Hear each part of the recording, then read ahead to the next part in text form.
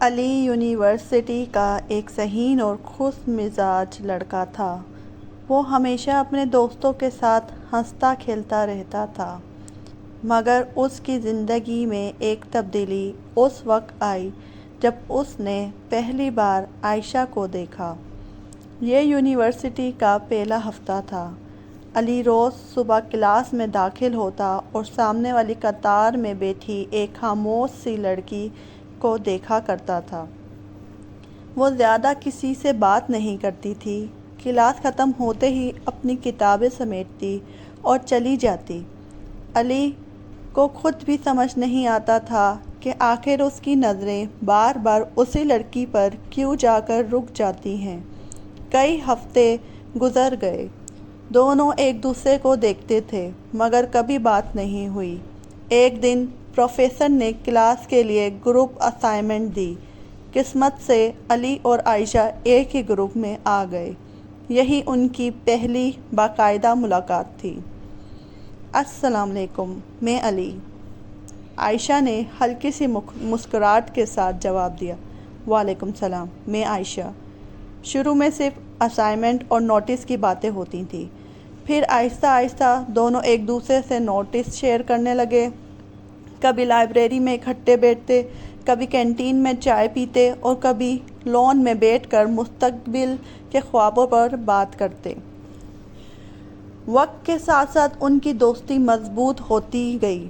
ایک دن دونوں یونیورسٹی کے لان میں بیٹھے ہوئے تھے کہ اچانک عائشہ کا چہرہ زرد پڑ گیا۔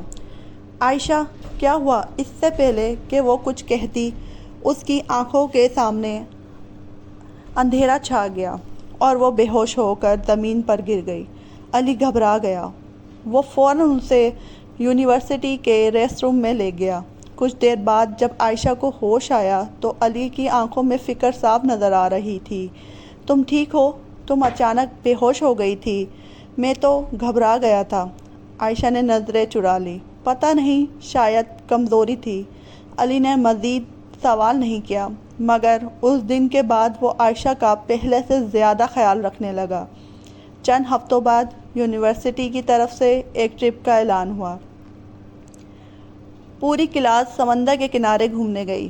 شام کا وقت تھا، سورج آہستہ آہستہ پانی میں ڈوب رہا تھا۔ علی اور عائشہ سب سے الگ ساحل کے کنارے بیٹھے لہروں کو دیکھ رہے تھے۔ عائشہ خاموش تھی۔ تم اتنی خاموش کیوں ہو؟ علی نے پوچھا۔ عائشہ نے دور سمندر کی طرف دیکھتے ہوئے کہا، سمندر عجیب ہوتا ہے نا، کیسے اس کی لہریں بار بار ساحل سے ٹکراتی ہیں مگر کبھی رکتی نہیں۔ زندگی بھی شاید ایسی ہی ہوتی، کچھ لوگ آتے ہیں، کچھ چلے جاتے ہیں، مگر وقت کبھی نہیں رکتا۔ علی نے پہلی بار اس کی آواز میں عجیب سی اداسی محسوس کری۔ کافی دیر خاموشی رہی، پھر علی نے ہمت جمع کی۔ عائشہ، میں تم سے کچھ کہنا چاہتا ہوں۔ عائشہ نے اس کی طرف دیکھا۔ میں تمہیں پسند کرتا ہوں۔ نہیں، شاید پسند سے بھی زیادہ۔ عائشہ خاموش رہی۔ کافی دیر بعد اس نے نظریں جھکا لی۔ یہ محبت وغیرہ میرے بس کی بات نہیں ہے علی۔ علی، مجھے لگا تم مجھ سے محبت کرتی ہو۔ علی مسکرایا۔ ہم اچھے دوست بھی تو رہ سکتے ہیں نا۔ عائشہ نے کوئی جواب نہیں دیا۔ اس کے بعد واپسی کے سفر میں دونوں کے درمیان خاموشی چھائی رہی۔ اگلے دن یونیورسٹی میں بھی عجیب سا ماحول تھا۔ علی خود اس خاموشی سے پریشان تھا۔ آخر کار وہ عائشہ کے پاس گیا۔ میں نہیں چاہتا ہماری دوستی خراب ہو۔ اگر تمہیں میری بات اچھی نہیں لگی تو ہم صرف دوست رہیں گے۔ اس بار عائشہ کے چہرے پر ہلکی سی مسکراہٹ آئی۔ دوست؟ اور یوں دونوں کی دوستی دوبارہ پہلے جیسی ہو گئی۔ کچھ دن بعد ایک شام علی یونیورسٹی سے گھر جا رہا تھا کہ اچانک ایک چھوٹا سا ایکسیڈنٹ ہو گیا۔ چوٹ زیادہ نہیں آئی مگر اس کے سر سے خون بہہ رہا تھا۔ جب عائشہ کو خبر ملی تو وہ گھبرا گئی۔ وہ فوراً اسپتال پہنچی۔ علی کو دیکھتے ہی اس کی آنکھوں سے آنسو نکل پڑے۔ تمہیں کچھ ہو جاتا تو؟ علی حیران رہ گیا۔ تم رو رہی ہو؟ عائشہ نے نظریں جھکا لیں۔ کیونکہ میں تمہیں کھونا نہیں چاہتی۔